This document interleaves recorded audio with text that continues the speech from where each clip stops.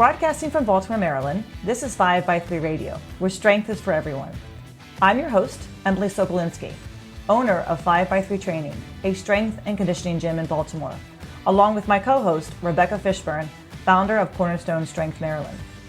Each week, Rebecca and I will discuss the ins and outs of strength training, why there is a no one-size-fits-all approach, and why strength is so important in our daily lives. Thanks for spending some time with us today. Now, on with the show. So, hi everybody, and welcome back to 5x3 Radio. Just me today. I am solo. No Rebecca. Rebecca's dealing with her 4 daughters who have just come back, all 4 from college. So she's handling them and I guess their activities. So I told her I was going to do a solo, and I think this is the first time I've done solo. So we had 3 very special guests with us today. I have Sara and her coaches, Dawn and Susan. And Susan and Dawn, and correct me if I'm incorrect, they both work at Arnold Fitness, correct? As coaches. Yes. No? Help me. So I own Old Line Strength and Conditioning. Right. I run my business out of Arnold Fitness. Exactly. Yeah.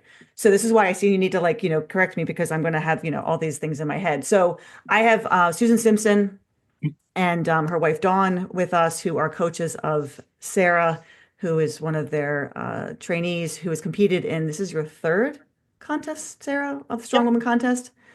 So I'm going to turn it over to Sara and Dawn and Susan and kind of allow them to introduce themselves and talk a little bit about who they are. But mainly, we're here to interview Sara and her strength journey, where she started, where she is now, where she hopes to be. So Sara, welcome to 5x3 Radio. Thank you. So real quick, I'm Sara. By day, I'm a teacher. I work with severely profoundly handicapped kids, best job in the world. And I have the privilege of training with Dawn and Susan. We'll kind of get into my journey in a little bit, but I also have Ehlers Danlos Syndrome, the hypermobile type. So my journey's been kind of different, and I am very lucky to be here and in this with the 2 of them. So explain what EDS is, what Ehlers Danlos Syndrome is, because I'm sure a lot of people have kind of heard of it, but aren't exactly sure of what exactly it is, because there are 2 different kinds, right? There's the vascular. There's 6 different kinds. 6 different kinds. Okay, I only knew of 2 different. Okay. Yes. There's 6 different kinds. So mine is the hypermobile type. So my body essentially makes too much collagen. And so it presents for me some of the big kind of things that we look for to even get a diagnosis. We have very soft skin. I bruise very easily. The joke in my house is you look at me the wrong way and I bruise. Right. You don't have to touch me. You don't have to come close. And then there's something called the Baton scores, which are flexibility tests. And I believe you have to hit 6 out of the 10 markers. I hit 9 out of 10. Oh, wow. So I am very flexible and very bendy. And so those are kind of the root of it. EDS is genetic. I know that I have this from my mom, who also has type 3. Sometimes it will cross types, and you'll have people in different families who have different types, but you can still trace it genetically. But my mom is also the hypermobile type, but she and I present very differently. So the 2 big things for me are I constantly have pain. It varies in intensity, but there is never a time where there is not an area of my body that has pain. And the other big thing for me, and this is where I vary from my mom, is I dislocate. And so technically it's called subluxating, because my joints go back in on their own. I don't have to have a doctor put them back in, but they will slide fully out. And that's not fun. It is very painful. And before I started strength training, my average was once or twice a week, typically in my hips and my knees.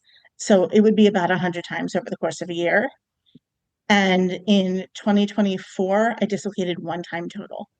So this is really how I have learned to control this for me. So talk a little bit about when you were first diagnosed with that. I mean, was this something that you knew you had as a child, or is this okay? It was a really long journey for me. I started showing symptoms at 13, and I was very active. I was a competitive swimmer, and violin was my life. And the doctors were like, okay, it's an overuse syndrome. It's tendonitis, because it started on my left forearm. And they were like, just take a break for a bit and you'll be fine. But then the pain spread, and then it was in my right arm. Then it started to be in my back and my knees, and nobody could figure out why. I didn't get diagnosed. I think I was 36 or 37. Mm-hmm. I think I got diagnosed, I think it was 2017, if I remember correctly. It was a really long time. It's interesting I because saw, you said it's genetic. So if your mom knew she had it, she didn't know. she didn't know she had it. Oh, It is, so when I finally got diagnosed, the estimate was we're about 1% of the population. mm-hmm. Now the numbers are a lot higher because there's been a ton more research into it. But it's still not super common, but it's way more known than it was. So my mom didn't know. And because we presented very differently, Uh-huh. nobody linked it. And so I was given probably, I never counted, my guess is probably about 100 different diagnoses Jeez. between when I started showing symptoms and when I finally got diagnosed. And I would go see all kinds of specialists. And I was a teenager. Mm-hmm. I didn't have good coping skills. My mom took me to every appointment and we went everywhere. And people would just say, oh, okay, I know for sure it's this. And I'd go home and I'd Google it and be like, did you meet me? That is absolutely not what I have. But they were the doctors. And I finally, in probably around 2000, I was working with a neurologist in DC who was like, I have no idea. He was a movement specialist. He was like, I'm going to keep working with you. We're going to try and figure it out, but I don't have a clue. But he was the first doctor that ever said, I don't know. And we were probably at that point 7 or 8 years in. Mm-hmm. So it was just a journey of trying to figure out the different pieces. And finally, I saw a rheumatologist. What was happening was we were treating all these little pieces of it. And so I was on a ton of medications for all my different symptoms. But then we now know as part of my EDS, I tend to have side effects to my medications. So then we were having more medications to treat the side effects. Nobody knew what was working or not.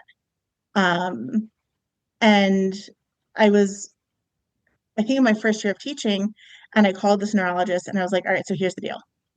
I'm out. I'm on 20 medications. Nobody knows if they're working or not.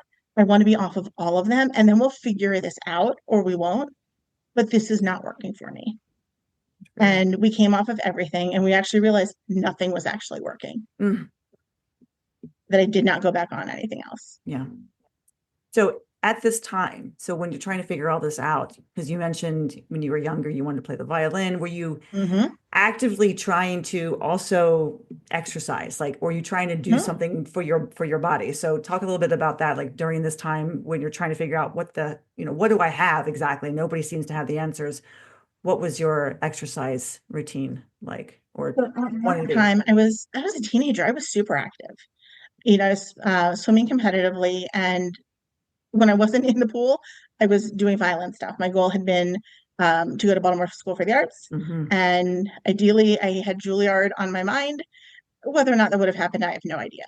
But that was where I was going.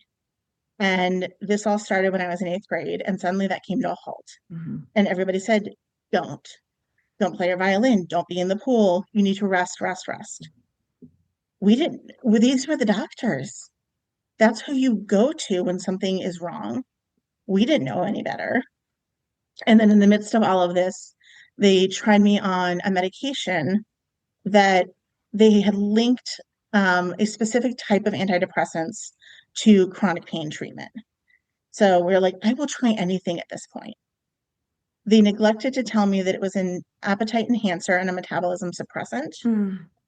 And at this time also, I was out of the pool because I was doing nothing. And, about a year or so later, I went in for a physical and I get on the scale and my doctor looks at me and goes, what happened? I was up 60 pounds. And at that point, I wasn't growing anymore. She was like, I don't understand what's happening. And we went through my meds list and she stopped at the one and was like, that's it. And we started to come off of it. I had terrible withdrawal symptoms. I looked like a junkie. I would lay in bed and shake and just, it was miserable. By the end of it, I gained over 100 pounds on this medication. And we now know that it has absolutely impacted my metabolism. And certainly food choices are a whole different category. And that is something I'm working on and, really struggling with. But this medication really did not do right by me. So it's been a really strange journey. So, and a long one. Yes. So you stopped the swimming, and did you over time, as you moved into like now you're in your 20s, now you're in your 30s, before the diagnosis, were you trying to get to the gym? Were you trying to get to the swimming? Were you trying to kind of figure out like, well, maybe if I move my body, I'll feel better. We don't know what it is, but maybe moving it's going to make a difference. I got to a point where I had a choice to make. I could sit and do what the doctor said and do nothing, but it wasn't making it better. Or I could say, you know what, I have a life to live. I'm going to go figure it out. And so I did. And I got back in the pool first. And then the guy I was dating at the time, his mom started doing triathlon. And she was like, what do you think? And I was like, all right, let's go. It's not going to hurt me. It may not help, but I figured at that point it wasn't really going to hurt me. And so I got into triathlon. I did that for a lot of years. That's how I met Dawn. And it was fun. And I like goals. Goals are very much a thing for me. And so it gave me something to work towards. And I started to find that my pain was different.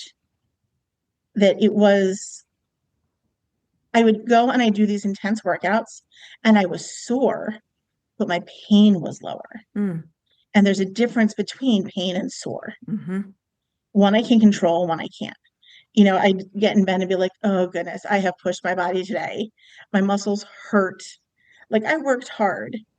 And at the end of the day, if I wanted, I could take an ibuprofen and it was fine. Pain medications do nothing for my pain. And it's typical thing, ibuprofen, Tylenol does nothing. And so it's a difference. When I could feel that my muscles were tired, they were sore, it was very different than they just hurt. But then they started to dislocate more and more. And nobody could figure out why. We still don't know whatever made it go higher.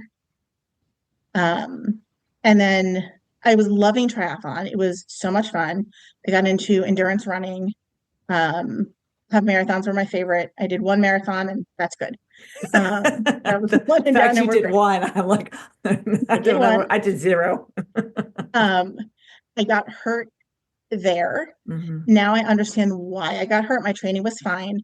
But because my muscles move differently, and I have a very high pain tolerance because of what I live with, by the time something is like, oh, that's probably not good, we have crossed that line. Sure. It is not good.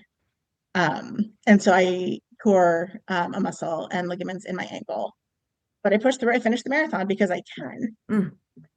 Probably shouldn't have. That is an expression that Dawn uses all the time and I keep with me. Just because I can doesn't mean I should. And I did all aspects of my life. Was this triathlon? Was this the marathon? The marathon, was this before your diagnosis? Or this was before? Okay, so we've got through the marathon. Okay, so now get to the diagnosis. And so it was actually, I think, the year before. Okay. And I was seeing the rheumatologist because I was having pain, and they were like, you have arthritis, but it's not rheumatoid. It's not juvenile, but I see there's arthritis. I don't know. And finally I go in and I see this doctor and he looks at me, he's like, how has nobody identified that you have Ehlers Danlos? Oh my God. And I looked at him and I was like, I don't know. How common am I? And he was like, oh, right, there's that. But then he started to go through the criteria. He's like, you absolutely do. And so I went home and I Googled it. And for the first time, I was like, oh my God, that is me. That is absolutely me. No, there are things about it that are not, but there was enough in there that I was like, this is my body. And, he and I worked together. We tried different medications. There are no medications specifically for EDS. You treat symptoms again. And so he and I were working on different things. And I saw him for a couple of years, and then I had an accident, and I wound up in shock trauma for a couple of weeks. It was a cycling accident and a rehab hospital. And when I came out of it, I started to go back to triathlon. And I was like, actually, I can't be on a bike right now. That's just not where I need to be. And he and I talked about it a little bit, and he was like, you're going to figure it out. He was like, move your body. It's good.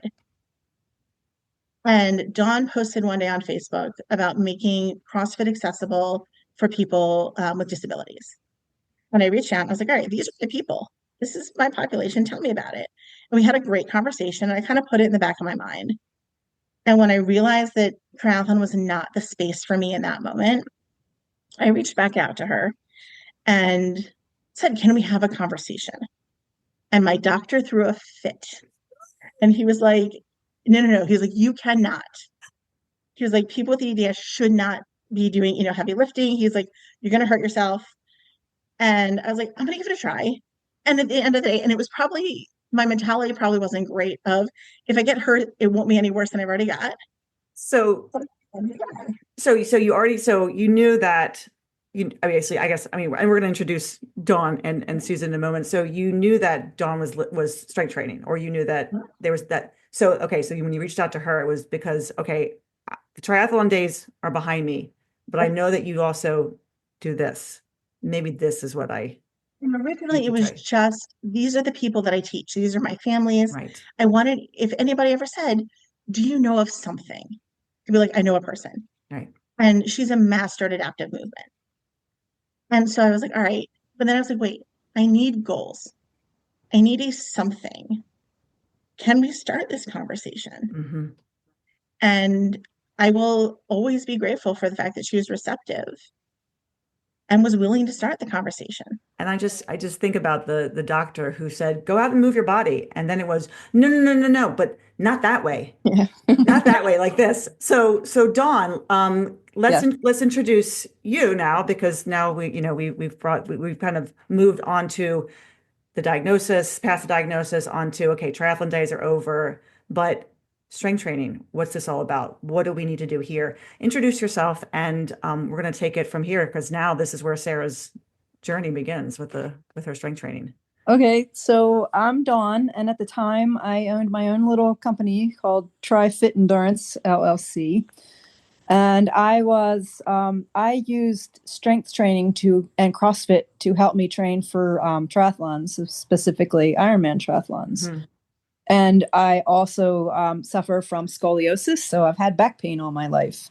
And I knew that for me personally, strength training, lifting heavy weights, and I use the term heavy, in quotes, right, helps me stay pretty much pain-free. And I also like to use my brain a little bit more, and I get to think outside of the box with training the adaptive community. So I've helped amputees swim in triathlon. I've helped them bike. I've, trained them in CrossFit. I'm currently an ambassador for adaptive mountain biking. So there's a special connection for the adaptive community with me. Don't know where that comes from. It just is. So, I knew Sara through triathlon, right. And every now and then I tell her she's a sucker. Yeah, nice about doing it. I said, it can't hurt. I imagine strengthening all those muscles around these joints can only help you. And this is why I think that this can be good for you. I'm willing to try if you're willing to try. And come in with an open mind. And wow, she did. So how long ago was this? Was this 2017 or 2018 now? I think it was 2018 that we started. Okay. Yeah, it was 2018. I've got notes that go way back. Okay. So let's take it from there. So when Sara came in, what was her first program? What did you have her do? What could she do? What couldn't she do? I mean, this is because I'd see Sara now throwing dumbbells up in the air and, picking up, axle deadlifts. I don't see Sara how many years ago, say, 7 years ago. Can I take this one, Sara? Okay, so this is not said out of to embarrass her or anything. This comes from a place of love and a big heart. Of course. But she came in the first day, and you get to know your client, you get to know your friend, and you learn not only what their physical abilities are, but you also learn where their headspace is. So I've taught her the squat, and she couldn't squat. Nope. So I had her adaptively sit on a chair and get up off the chair. And the first time she did it, she had to use her hands to get out of the chair. She had to use her hands on her legs to help push herself up. So, the first step is, okay, now let's not use the hands. And we've just stepped small steps from there. But that was her very beginning. Love it. Not being able to stand up out of a chair without using her hands. And I mean, now look where she is. Yeah. Yeah. Yeah. So, squat to, sit to stand exercise, basically in a chair, on a box, whatever it is. Right. Yeah. Yeah. Can you stand up with your own body weight first? Okay. Now where do we go from here? Right. And you were running, and you had been biking, and you had been, I remember as a dancer, I thought I was strong until I realized I wasn't. What I couldn't do and what I can do now. And yeah, so it's the same thing. So what else was the first day like, Dawn? It was a lot of working on her brain. Yeah. On her. There's still a lot going on there. Oh, yeah. I see that too. There's still a lot. It was just slowly building up confidence. Yes. Just because you can't do this right now doesn't mean you won't be able to. Mm-hmm. Let's take this in small little pieces. How do you eat an elephant? One bite at a time. How do you run an Ironman? One step at a time, one stroke at a time. So that's what we did. And we just slowly built up both her confidence, her mental ability there, and her body, her strength. And, I would listen, I would ask questions to her. Are you comfortable with this? What's going on? And we would have quite frank conversations at times. And, we'd get to know each other, and I'd learn, through these conversations, how hard I can push her and when I need to let her make the call that she physically can't do something that day. Mm-hmm. And, just like my back, some days I'll be able to, throw 100 pounds over my head, and other days I can't get 75. So basically knowing my body kind of does its own weird thing, hers does too. And I just give her some leeway to let me know when it's good and when it's not. That's just a good coach. That's just good. That's great coaching. That's what that is. It's always letting the person, tell you, because we can't get into your body. We know ourselves, we know what we're seeing, but we don't know what your body's actually going through, especially when someone has pain all the time and has a high tolerance for pain. Yeah. Especially for that. So where did you train? Where did you guys train, Dawn? Where do you have is your training done through the gym out in Pikesville, or? Yeah, so I kind of do half and half, or mainly, well, as Sara likes to say, she likes to see puppies. So during COVID, we were all locked down. Right. And my wife, Susan, went ballistic being locked down, not being able to go anywhere and strength train. So we basically have a setup in our basement. Nice. So at first I was training Sara at the gym in Pikesville, where Susan, rents out her space. I was also renting out space at Arnold Fit, and I would train her there. But pretty much now Sara likes to come and play with my puppies. We train in our basement, Sunday morning while I'm there, but really it's the dogs. It's the dogs. Right. It's not me, it's the dogs. I understand that. I'm okay. So yeah, I have everything I need to train her downstairs. Okay. Comes over, we do our thing and hang out. There we go. So starting in around 2018, were the sessions, I guess, how often do you train now, Sarah? Like, or is it once a week, twice a week? Was it once a week in the beginning? Now it's twice a week, 3 times a week? So What's it the was once train? in the beginning. And then after a while, when we started seeing progress, something that I really appreciate about both Dawn and Susan is they will tell me what I need to hear, even when I don't really want to hear it. And Dawn said at one point, she was like, "This is great. You're not going to make progress once a week." Mm-hmm. She was like, "You got to go more than that." And so I started twice a week. I'd go to a gym.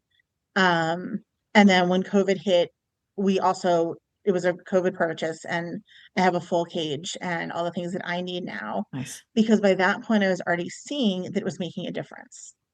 And at some point, we added 3 days. And so now I see Dawn once a week and I see Susan twice a week. And if I ever can't see one of them, I just lift on my own. So when did you start Because working it with, really makes a difference. when did you start working with Susan? So after, how long was it that you were working with Dawn, and then now you're working with both Dawn and Susan? I think it was actually during COVID. No, it was we started because I checked. I don't know this off the top of my head. We started in January of 2020, and as I recall, I think it was sort of to follow up on Dawn's comment about getting Sarah to start that she needed to train more than once a week.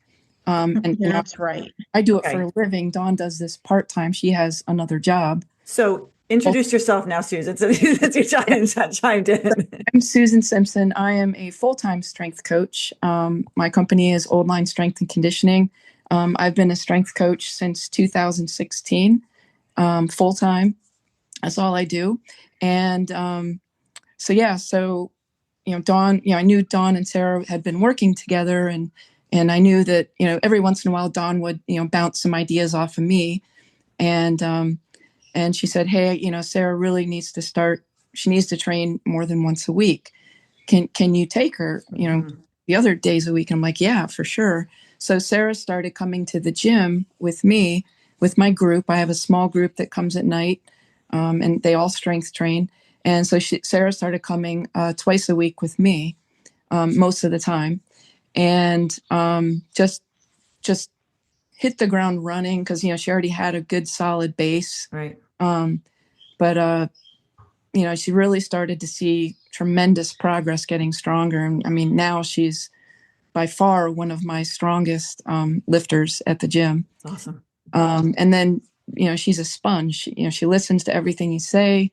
She wants to challenge herself, which is, how she got into doing Strongwoman contests and things like that. So I think between the two of us, we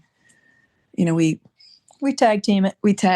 And it's been a really fun to see her make progress and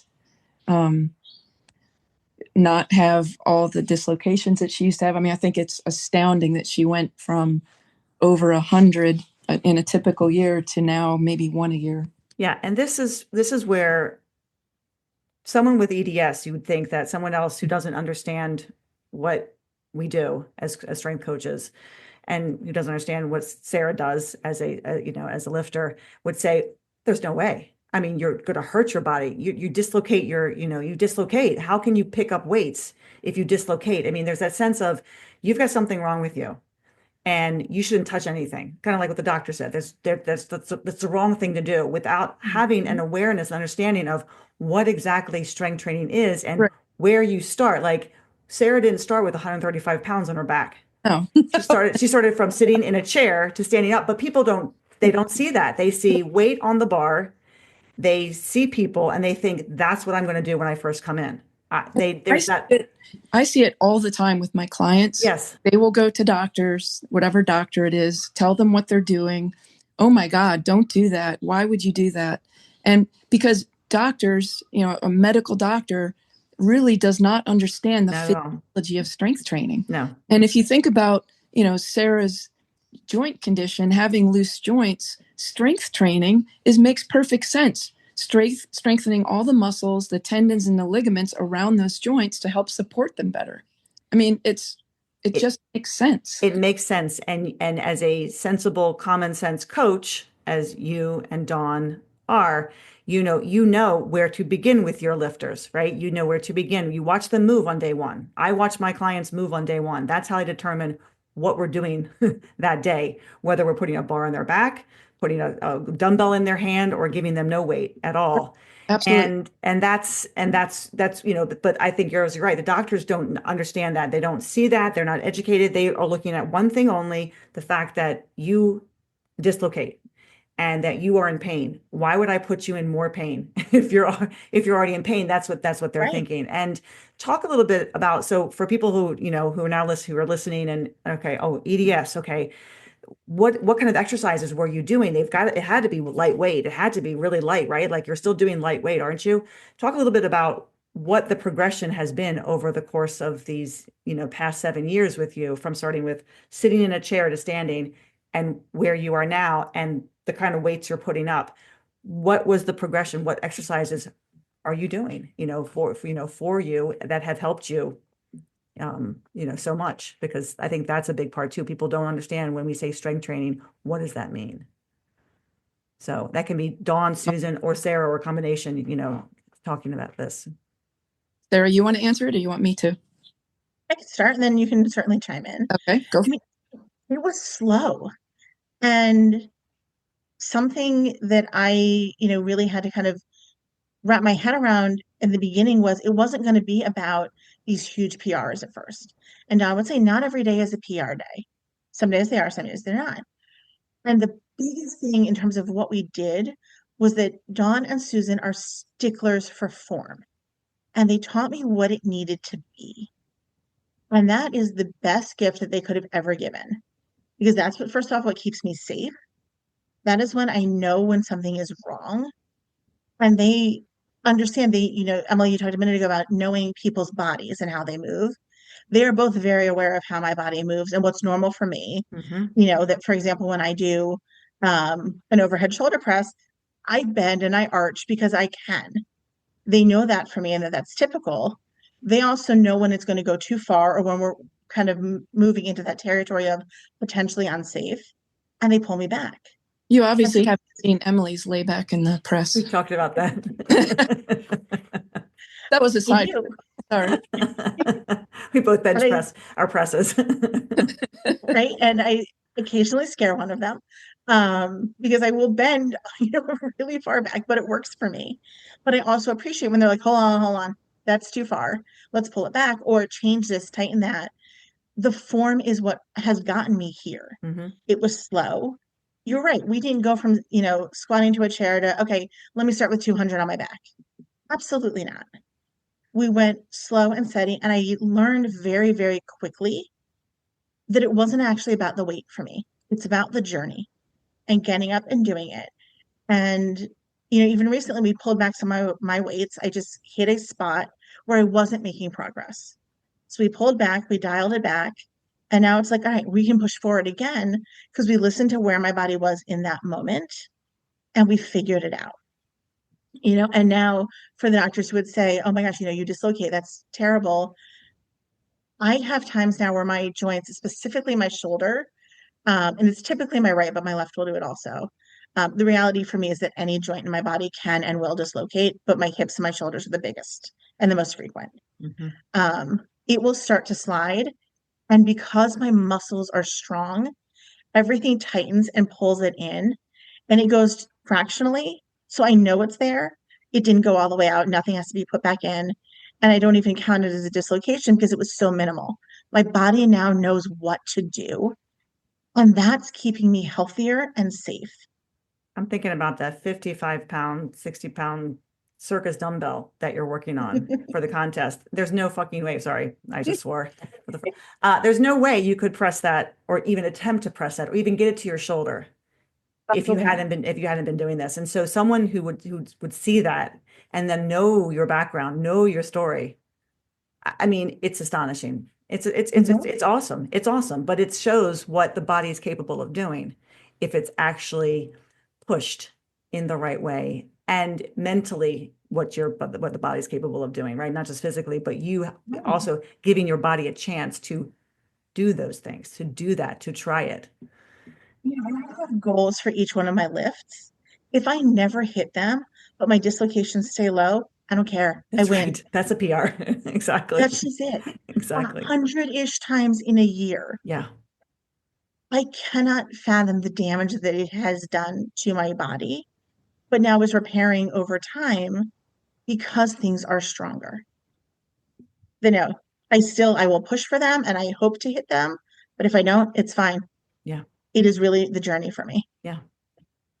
Yeah. Dawn, Susan. Yes. Yeah.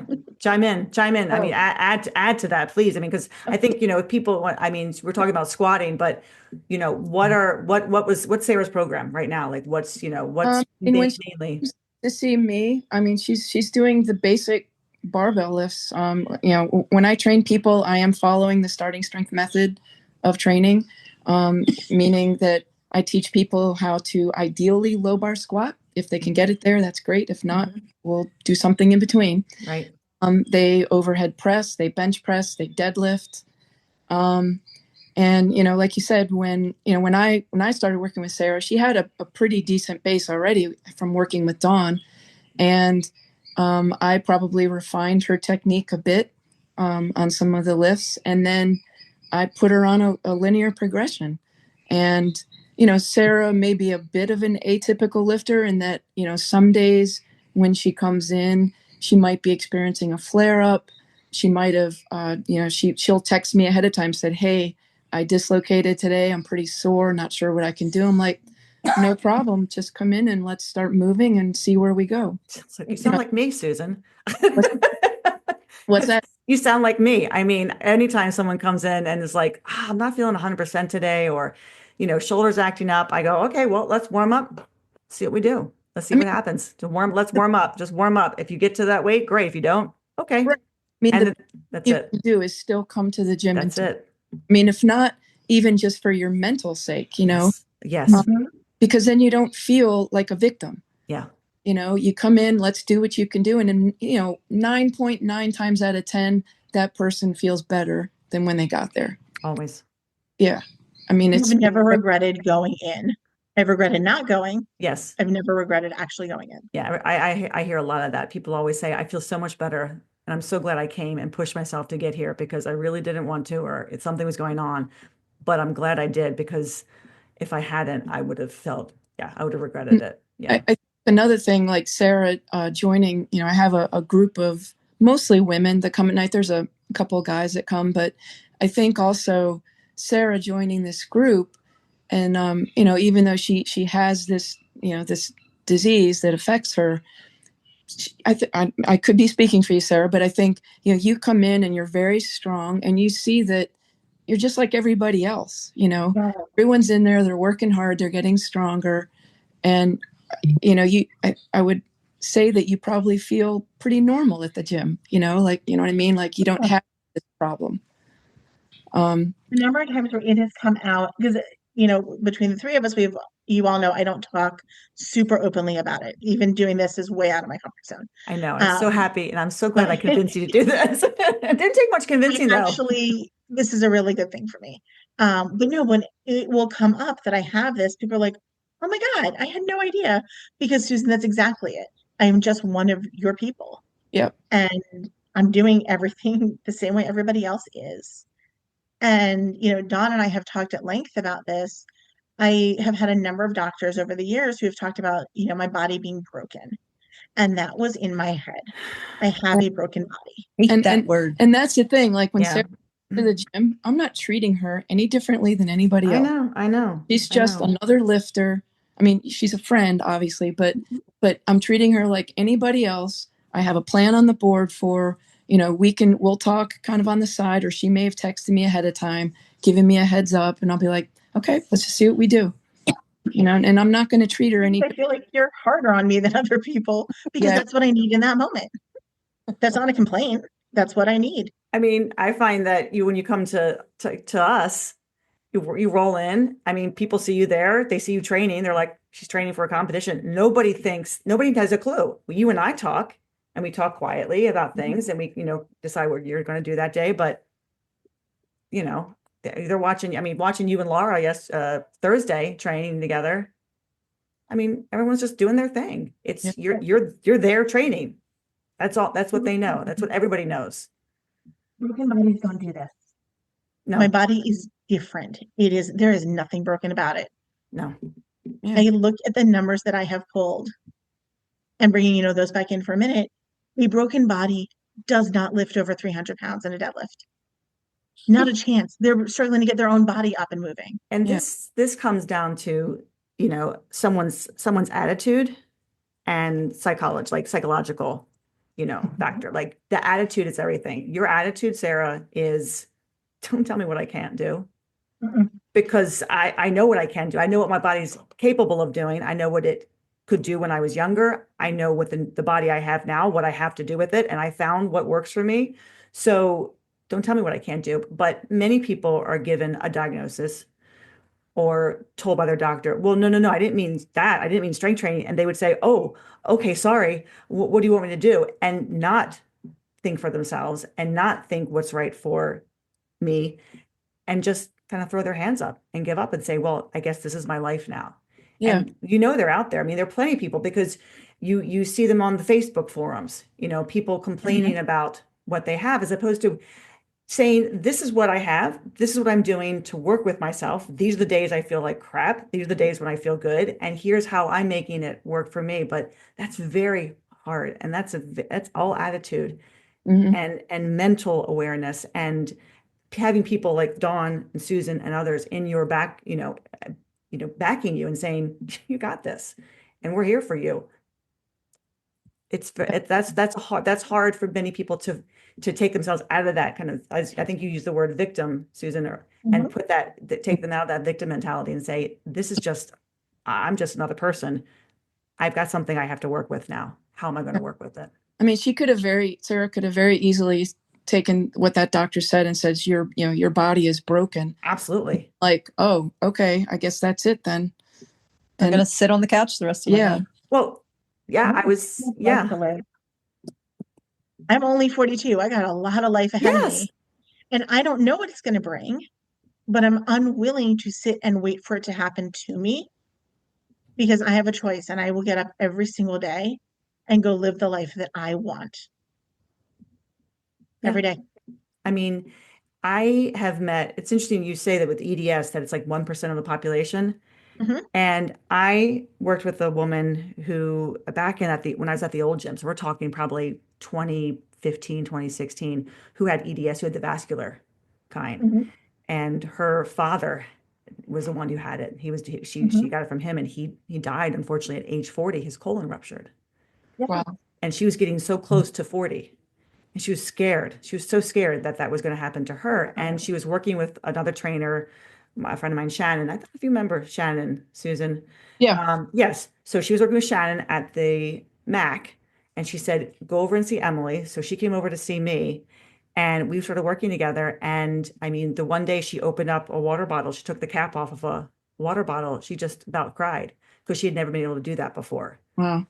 And she turned 40 and she's here. She's alive. She's working. She's living with her husband. I mean, it's been years since I've seen her, but just the fact that she got herself physically, moving and doing something and telling herself, I'm not going to sit and wait till I'm 40 and see what happens. I'm going to do something now to make sure that doesn't happen. But it is it's scary. It's scary to know that and to not know what to do. And no one's giving you any answers or helping you until people do help you. And you realize the capabilities that you do have. Absolutely. But so much of it also is taking it out of the gym.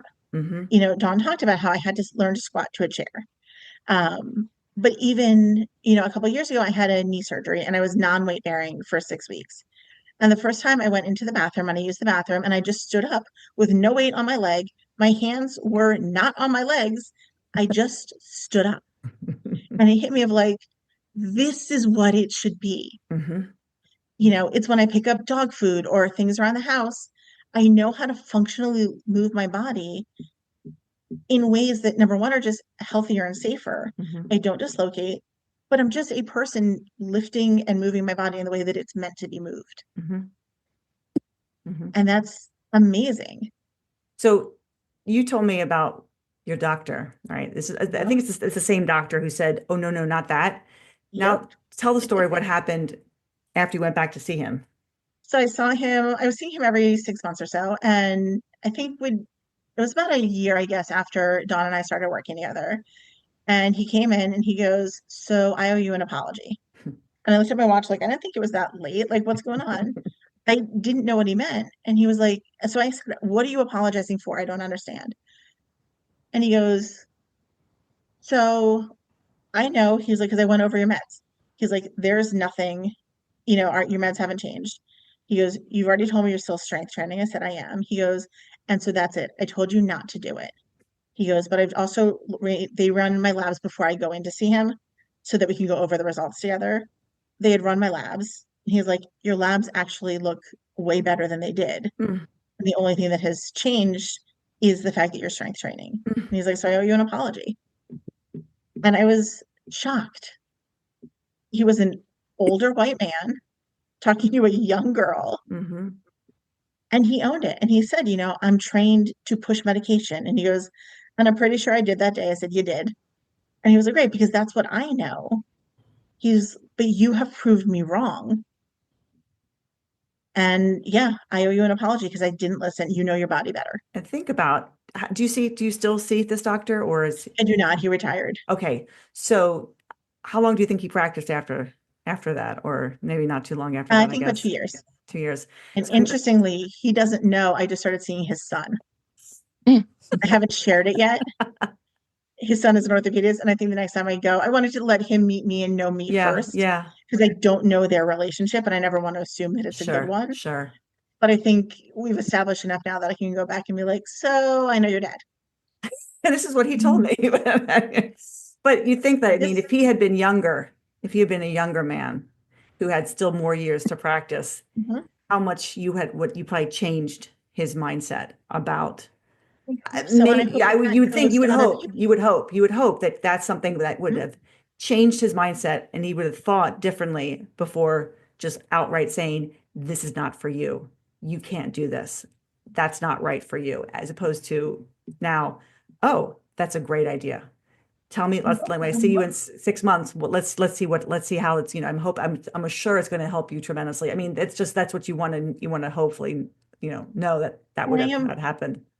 I'm hopeful that it has trickled down to his son because his Sure. son, when I first met him, now I understand when I meet new doctors, I always put my strength training out there on the table.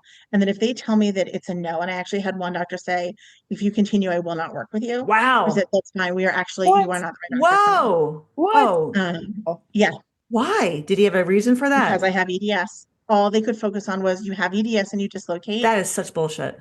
Oh And my. I said, "But that is not my story." And they were like, "I understand, but it kept coming back to, but the research says, but the research says." And I said, "But I do my own research on my own body." And I had one appointment, I was out. Yeah. But this guy's son, I see him now. And the first time I saw him and I knew we were going to be okay was I said, "What restrictions do I have right now?" Because he was seeing me for back stuff. And he was like, "Tell me again what you do." I said, "I swim for cardio and I strength train 3 days a week and I lift heavy." He was like, "You have no restrictions." He goes, "If anything, I would be telling you to get into strength training because that's what I want you to be doing." And it just, in my head, I was like, I at some point will tell you the conversation I had with your dad. And but my hope is that it has gone down the generation Yeah. and they're different. And Yeah. Yeah, it's so unfortunate when Mhm. that their doctors still out there who are so caught up in, this is the research. We treat things with medication. We don't treat this. You're not supposed to do this because you have this disease. Right. And according to this on page 35, someone with EDS, it's like, that's an old manual, man. Like, whatever you're looking at, get rid of it. This is why you have to advocate for yourself so much, Yep. So I especially have as a learned to woman. be. I am not. So I am a much better advocate for myself now. I was not when I was younger. It is very much a skill I've had to learn Yeah. because nobody is going to do it for me. And, we laughed one day. I had an appointment and I asked my husband if he was coming or not. And he was like, "You don't need me." He goes, "You advocate for yourself. I do nothing, but typically I drive if we go." I was like, "Right." But that's it because I've learned to be my own advocate. Yeah. I've learned to fight for what I need. And there are some battles that I'm willing to fight and hear their point. I am unwilling right now to give this up because I know what it does for me. And if they say, okay, you know what, for whatever reason, I want you to pull back or adjust, that conversation I'll have, at least to hear why they're saying that. But to just say, absolutely not, you cannot with your body. It is why I don't join EDS groups on Facebook or any of that. There's so much negativity and there's a lot of self-pity and there's a lot of I can't. Yes. And that is not a healthy mental space for me. My brain brings its own kind of challenges. Dawn and Susan can tell you many, many stories. Yes. You see them when I'm with you. Yes. It is, my brain does its own thing, but I cannot choose to be a part of that. I think I was telling you about one of my clients who she was with us for a good about 4 or 5 years, was first married with us. And due to unseen force, circumstances, she had to cancel her membership. So she's not at the gym anymore, but she has MG, myasthenia gravis, right? And she was diagnosed with that late in life. And she started training with us, I think probably when we first moved into our new space. So we moved in 2018. So she joined us in 2019. And she did belly dancing with one of our other former members. And I can remember her first day with Craig of being able to not be able to get up off, not be able to squat. And it was, there was a lot of tears. There were a lot of tears. There was frustration because she was also scared because she had been hospitalized. And when she was in the hospital, she found herself not being able to get off of the toilet one day in the hospital, and it scared her. It scared her. So she had that fear. And then fast forward a year later, and she's squatting and deadlifting, 225, and here we are. But same thing. She would go in the Facebook groups just to taunt people. She was the opposite. She's the kind of person, she went on there to show off what she was doing and try to get people to understand, like, you are making excuses for something you can't make an excuse for. And she owned her body, she owned herself, and she knew the days where she could and the days where she couldn't. And it was awesome to train her. And she was trained like everybody else. Nobody knew anything unless she told you, right? Unless you asked her. And the whole point of her going on the Facebook page was to literally get people riled up so that they would say shit to her because she was, she was somebody like you. She's like, this is something that you can do. Like, stop your little, oh, great, you walked a block. Good for you. I squatted 135 today. Did you do that? And it was because that's her personality too. It's like, don't tell me what I can and cannot do. I'm going to do it. I cannot remember if her doctors gave her crap for lifting or not. I'm going to say that maybe, and then they saw what was happening and they kind of backed off. Very similar, she might be able to, I think if she listens to this, she might be able to say to tell exactly what happened. But it's that attitude, and it's the being an advocate and thinking and being and holding yourself accountable and holding yourself up to a higher level and not letting anybody pull you down and tell you, And even, when I was non weight bearing for 6 weeks, Dawn and I had been talking, and I said, all right, I guess it'll be, 6 or 8 weeks before I see you. She's like, no, you just have to get cleared to drive. And I was like, wait, what? She was like, once you can drive, I'll see you in the gym. Yeah. And she did. And Yeah. I came in on crutches, non weight bearing. And we had workouts because we had work to do. And she wasn't going to let me just not do anything for 8 weeks. You got other body parts, healthy ones. Right? See? Dawn and Susan are like the three of us are just like, we're like that little cookie cutter thing, the little paper dolls. We're all strung together. We all say the same thing. Like, Yep. I mean, yeah, you come to 5x3 and you hear the same crap from me. It's like, excuse me, but Yeah, there's no excuses. there's no excuses. No, if you can drive, that's what I say to people when they email me, Emily, such and such bothers me today. I say, can you walk? Can you drive? Can you sleep? And they say, I guess I'm coming in. I mean, if you can drive and you can eat, if you can drive and you can walk and you can sleep and you can go to work, You can go to the gym. Yep. Those are my 4 things. Yeah. No, Especially if you can it's so sit. true. Yeah. But she taught me first how to fall. And I was there in my, my big brace thing that made me not be able to move my leg at all. Taught me how to get up off the ground. She was like, I love you. And when you're on crutches, you're clumsy on a good day. Now you're on crutches, chances are fair that it's like, I hadn't thought of it, but she was so right. Thankfully, I never needed it. But what if she hadn't taught me that? Then I would have been stuck having fallen and not able to get up. And then, right, I had other body parts, and Lord knows she worked those probably harder than I expected. And I hurt like hell when I got home, but it was worth it.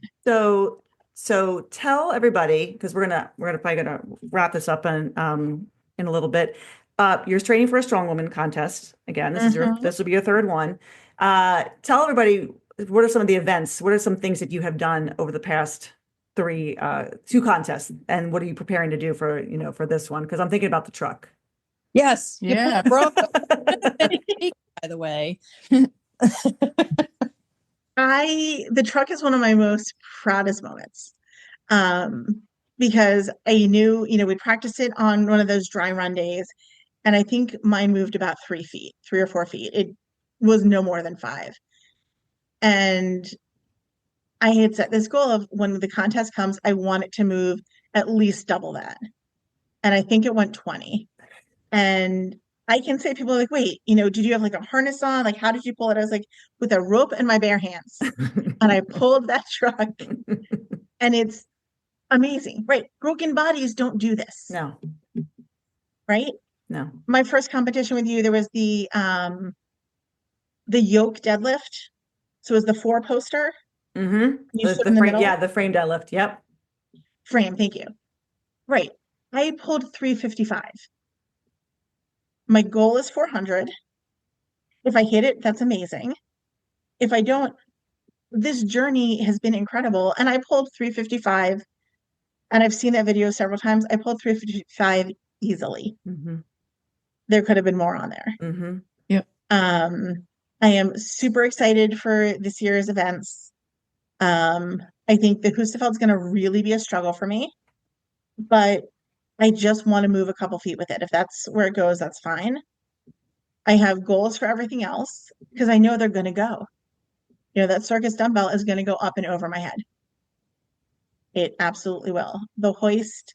So we did something similar 2 years, in 2021 was my first contest.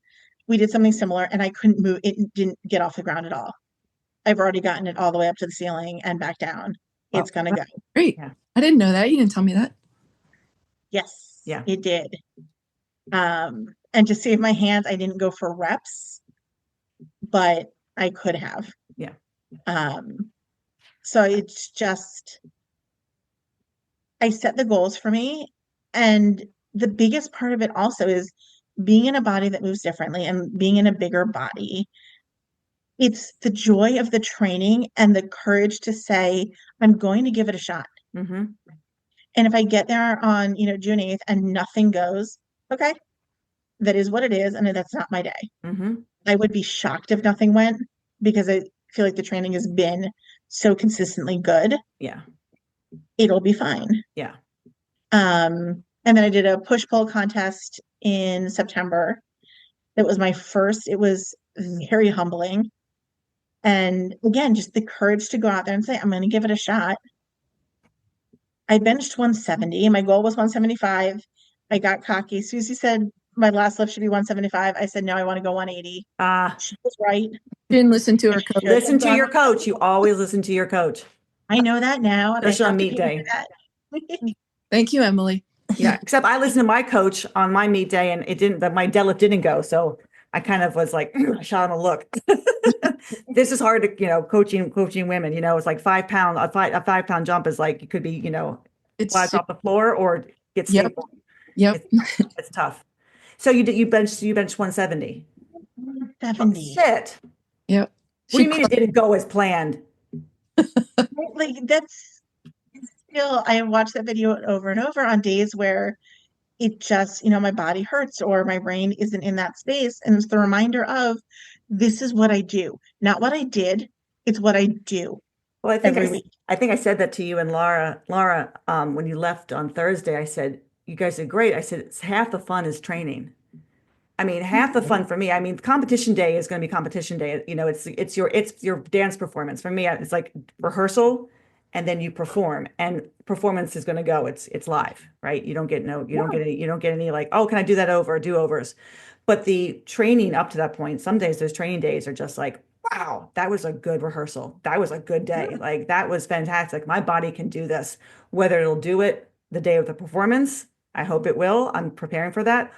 Or it'll do what it will do. But that sense of like that sense of accomplishment at that time of, wow, I did that. It's huge. You know, I came home on Thursday and was like, it was such a good training day. That lever deadlift is no joke. And I didn't get the fifth ring all the way, but I finally got it off the ground. It had never even come close. Yeah. And it was probably about halfway up, if not a little bit more. And you had great coaching from Laura. Yeah. Coaching with a friend or training with a friend is really helpful. Yeah. No, but she was able to look at my feet and be like, okay, try this, change this.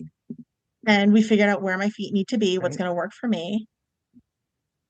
So the journey's been incredible, and I can't wait to see what comes next. I like competing. It's good for my body to set the goals.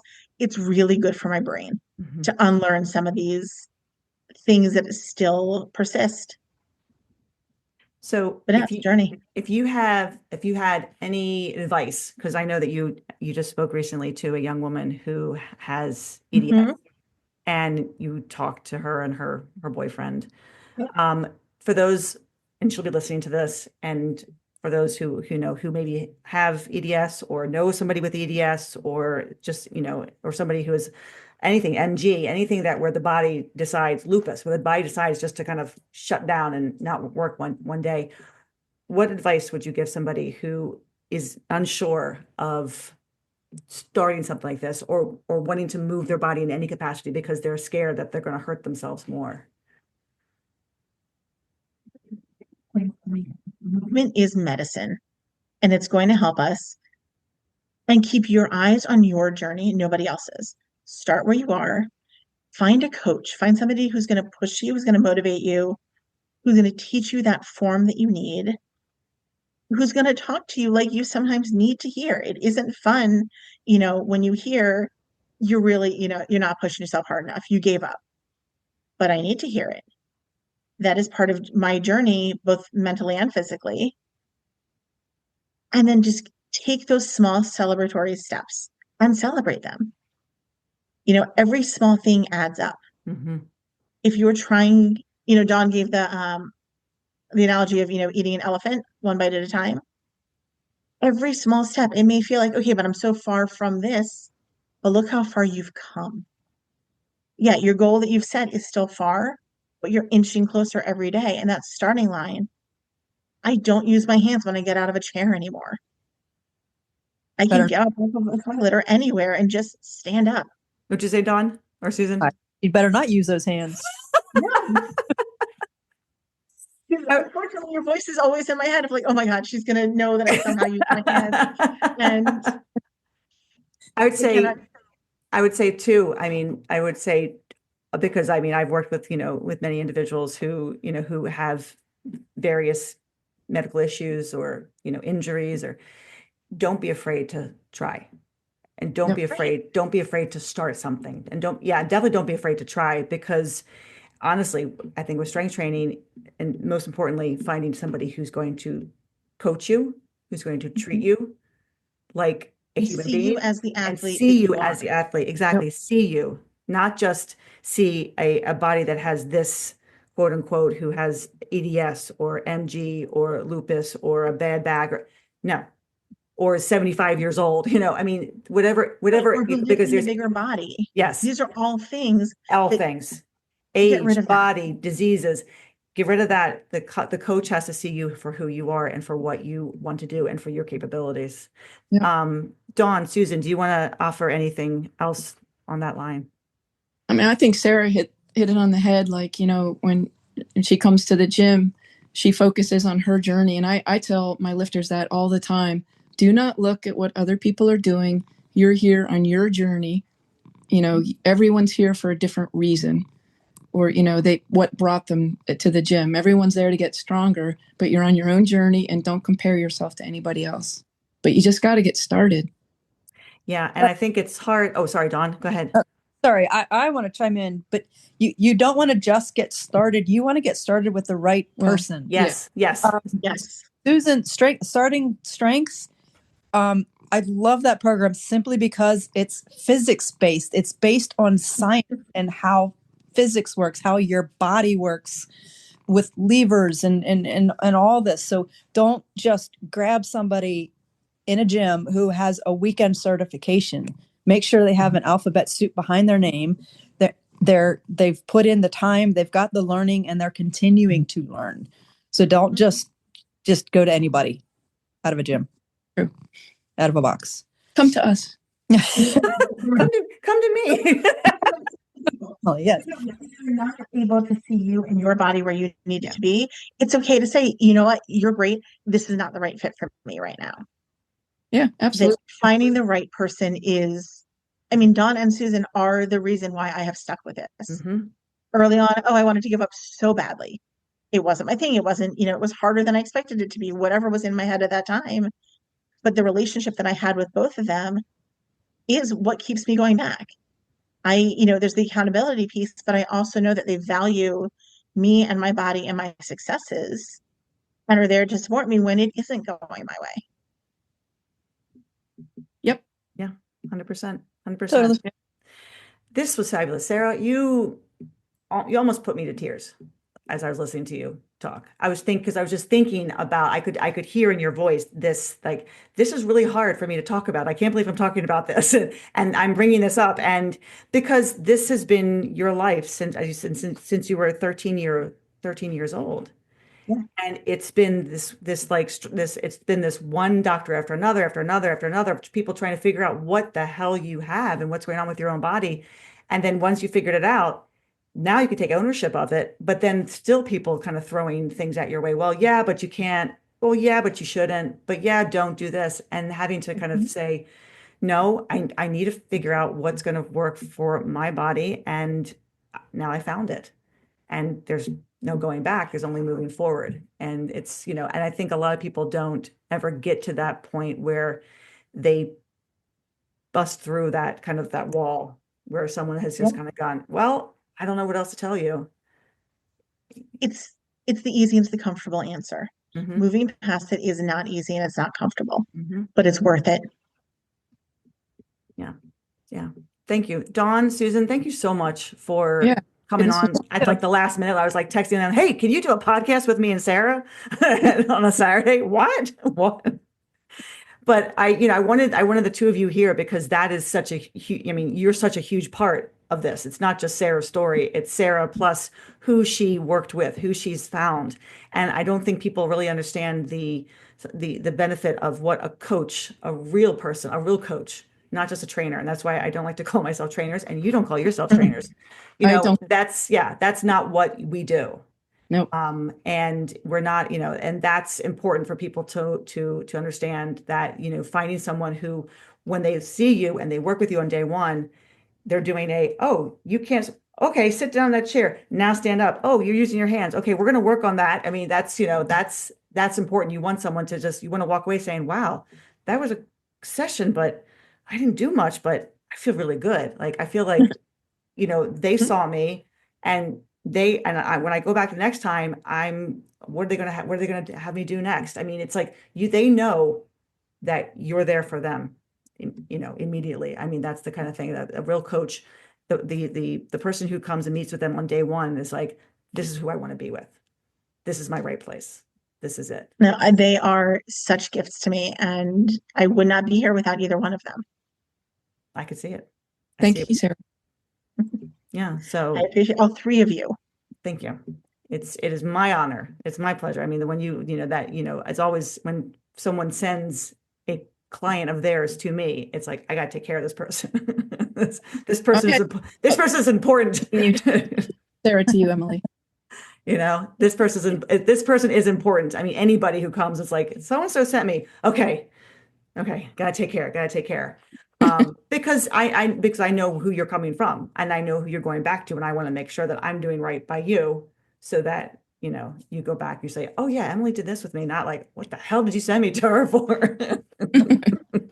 What was that all about? So it's, I'm glad that you said yes to wanting to be interviewed on this podcast today, Sarah. I know that you said you don't often do this, but your story is, as I said to you, is one of resilience and persistence and determination. And many people would not have done what you are doing and would not continue to do what you're doing. For sure. So I hope that others will, people hear this and want to share this with others, because it's, we get into our own selves and we get down on like, oh, my finger hurts today. Well, I guess I can't go to the gym and bench because I can't bend my finger. And you're like, my whole body hurts right now, and I'm heading out the door to go deadlift, and then it puts a lot of things into perspective. It puts who, the kind of person that we are and what we want out of ourselves into perspective. So thank you. Thank you. That means a lot. Thank you. Thanks, Dawn. Thank you, Dawn. Thank you, Susan. Thank you, guys. This was great. And thank you to everybody who's listening to our podcast today. If you want to reach out to us, you can always reach out to me at emily@5by3.com. If you want to check out Susan's gym, Susan is Old Line Strength and Conditioning, correct? Yes, you can find me on Facebook. There we go. And Dawn? And Instagram, sorry. You can find me on Facebook or through Sarah or through Susan. Okay. So I will put their information in the podcast notes so everybody can kind of peruse their websites as needed, or Facebook pages. So thank you, ladies, for being here. Sarah, thank you for sharing your story with us, and good luck at the competition. I know I'll see you Tuesday, but I figure I'll say good luck now. So and I'll do a little quick thing. Yes, so it's Tri-City Strongwoman Contest, Sunday, June 8th at 5by3 training, 9:30 till about 12:30 p.m. If you want to make a donation link will be in the podcast notes as well. But if you are local and want to come see the ladies lifting, 9:30 a.m. is our start time. We'd love to see you. Thanks, everybody. Thank you again, Sarah. Thank you again, Dawn and Susan. Have a great week, everybody. Thanks. You too. Thank you. Bye-bye. Thanks for listening to 5by3 Radio with Emily and Rebecca.